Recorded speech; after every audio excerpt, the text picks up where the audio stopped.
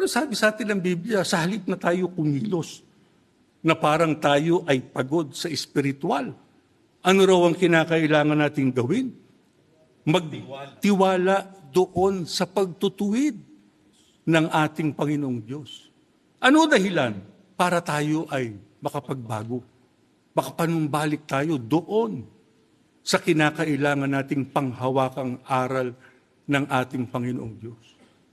Kaya nga, yung pagsusuri sa ating buhay ay dapat nating nagagawang lagi para natitiyak natin hindi tayo nalilihis ng ating landas. Kaya ang kinakailangan sa atin, patuloy tayong diretsoan niyang sumunod. Huwag tayong lalabag. Lagi tayo sa pagsunod para maingatan natin ang ating pagkaiglesia ni Kristo. Kinakailangan, mga kapatid, ay hindi tayo nang hihina sa ating pagtitiwala sa ating Panginoong Kristo.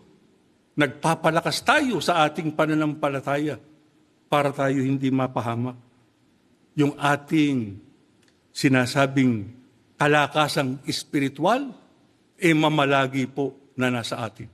Para nang sa ganon, ano man ang ating masagupa, nakapaninindigan tayo sa ating kahalalan, sa ating pagkaiglesia ni Kristo.